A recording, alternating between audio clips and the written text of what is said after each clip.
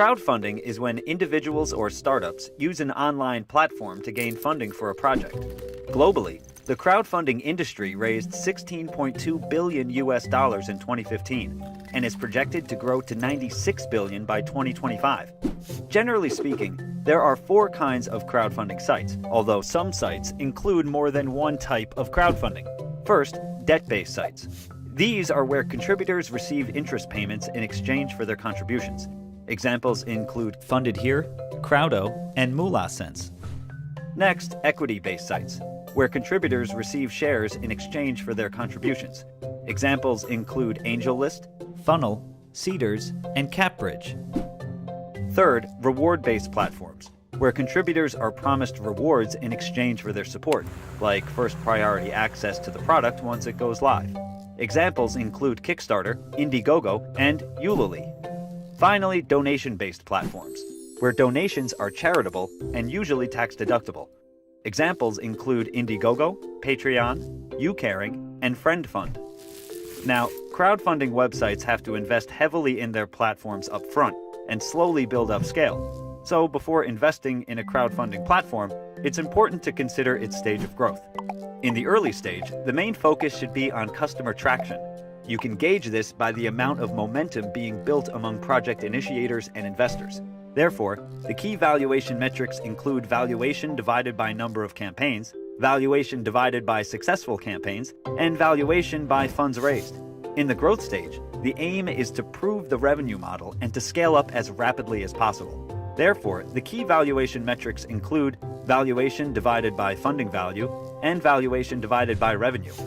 Finally, in the late stage, the goal is to maximize profitability and cash flow while maintaining growth.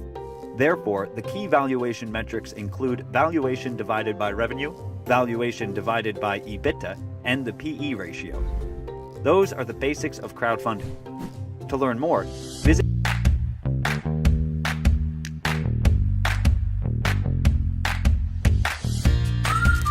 Let's assume you need a loan. Your first instinct is most likely to head over to a local bank and request one. However, problems can arise, such as the bank not being willing to lend you money or interest rates being too high. On the opposite end of the spectrum, there are people who have money and normally go with bank deposits. However, in today's low-interest environment, their returns are depressingly low.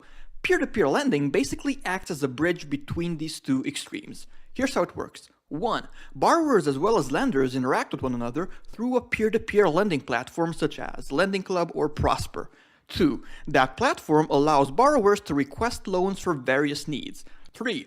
Lenders see these loan requests and are able to choose who they give money to. Furthermore, the platform gives them all sorts of information about the borrowers so that lenders can make educated decisions.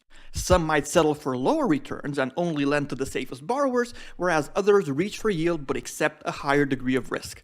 4. The platform, of course, takes its cut each time for facilitating the deal. Sounds good, right?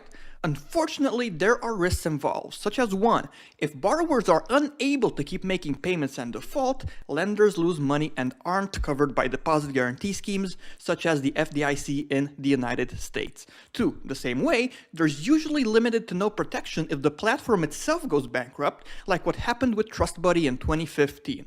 3. In most countries, peer-to-peer lending platforms either don't exist or have pretty bad track records. So, is there room for peer-to-peer lending in the financial world? Sure, but it's by no means a miracle solution.